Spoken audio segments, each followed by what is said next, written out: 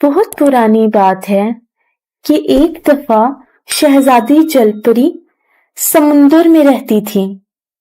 ویسے تو اسے خوبصورت دنیا بہت پسند تھی، مگر جب وہ یہاں کے انسانوں کو دیکھتی تو غمزدہ ہو جاتی، کیونکہ سمندری انسان پیارے نہیں تھے۔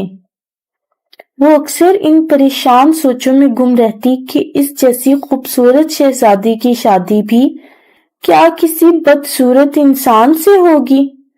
یہ سوچ کر وہ مزید پریشان اور اداس ہو جاتی۔ اس کی خواہش تھی کہ اس کی شادی کسی خوبصورت انسان سے ہو۔ اس کے باپ نے جب دیکھا کہ شہزادی جل پری بڑی اداس رہنے لگی ہے تو اس نے ایک خاص قسم کی مچھلی شہزادی جل پری کے لیے خریدی جو کہ سنہری رنگ کی تھی۔ شہزادی جل پری پہلے تو اس مچھلی کو دیکھ کر بہت خوش ہوئی، لیکن کچھ عرصے بعد اس کی حالت دوبارہ ویسی ہو گئی۔ سمندری دنیا کے بادشاہ نے جب دیکھا کہ شہزادی جل پری کی اداسی بڑھتی جا رہی ہے تو آخر اس نے اصل بات پوچھ ہی لی، جس کی وجہ سے شہزادی اداس تھی۔ تب بادشاہ نے کہا، خدا نے ہمیں سمندری مخلوق بنایا ہے، ہمیں یہی جینا ہے، یہی مرنا ہے۔ وہ ذات جو کرتی ہے بہتر کرتی ہے۔ شہزادی جل پری کہنے لگی، مگر میں اس پر یقین نہیں رکھتی۔ اگر خدا نے مجھے یہی پیدا کرنا تھا تو یہاں کے انسانوں کو بھی خوبصورت بناتا تاکہ میری شادی کسی خوبصورت انسان سے ہوتی۔ بادشاہ کہنے لگا، دیکھو بیٹی، خوبصورتی تن سے نہیں بلکہ من سے ہوتی ہے۔ یہاں کے انسان ویسے چاہے خوبصورت نہیں، مگر دل سے وہ بہت خوبصورت ہیں، اچھے اوصاف کے مالک اور عبادت گار ہیں۔ شہزادی جل پری کہنے لگی، خدا کو مجھے خشکی کی دنیا میں پیدا کرنا چاہیے تھا، کیونکہ وہاں کے انسان بہت خوبصورت ہیں اور حسین ہوتے ہیں، مگر پتہ نہیں اس نے مجھے یہاں کیوں پیدا کر دیا۔ بادشاہ سلامت نے اپنی بیٹی کو سمجھانا چاہا کہ خدا جو کرتا ہے بہتر کرتا ہے، مگر شہزادی جل پری، اس کو تو کوئی بات سمجھ نہیں آ رہی تھی۔ ایک مرتبہ شہزادی جل پری اپنی بوڑھی ملازمہ کے ہمراہ سمندر سے باہر نکلی تو اسے ایک خوبصورت نوجوان بے ہوش پڑا نظر آیا۔ شہزادی جل پری اسے ہوش میں لائی تو اسے پتا چلا کہ یہ نوجوان ملک فارس کا شہزادہ جوزف ہے اور پہاڑی سے گرنے کی وجہ سے بے ہوش ہو گیا تھا۔ شہزادے جوزف نے جب کہا کہ اگر تم جل پری نہ ہوتی تو میں تم سے شادی کر لیتا۔ شہزادی جل پری نے اس مرتبہ جادوئی چلے سے خود کو خشکی پر رہنے والا انسان بنانے کا فیصلہ کر لیا،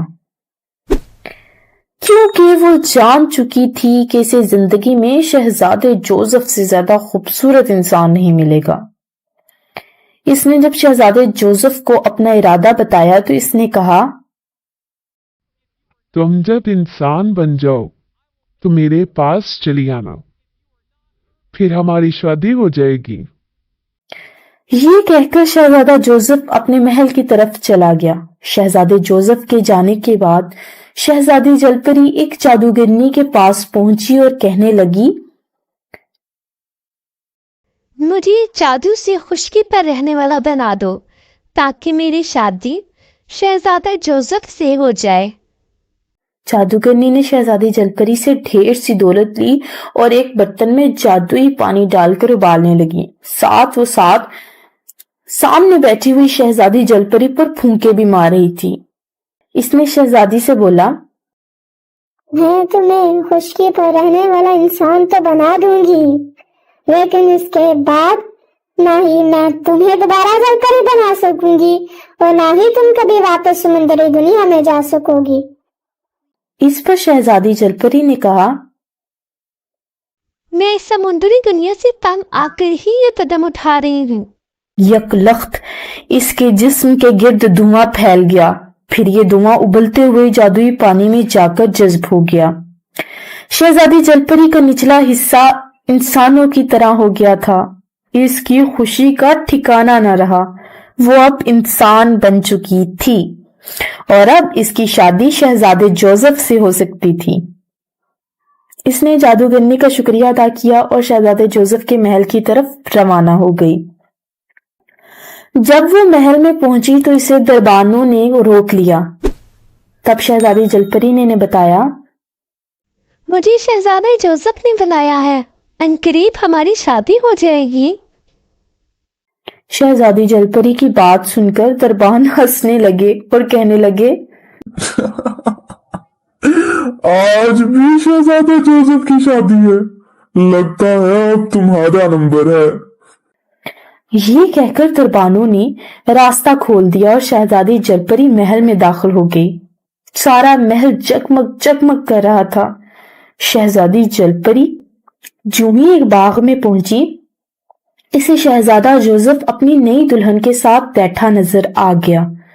शहजादी जलपरी का दिमाग माउफ हो गया। शहजादे जोसेफ ने जब कहा, आओ मैं तुमसे भी शादी कर लूंगा और इस तरह मेरी 5 बीवियां हो जाएंगी। शहजादी जलपरी का ये हाल हो गया था, काटो तो बदन में लहू नहीं। इसे खुशकी पर रहने वाले इंसानों से नफरत हो गई थी जो कि मक्कार और मतलब परस्त थे। आज शहजादी जलपरी को एहसास हो गया था कि वाकई खूबसूरती तन से नहीं बल्कि मन से होती है। लेकिन अब पछताए क्या हो जब चिड़ियां चुग गई खेत।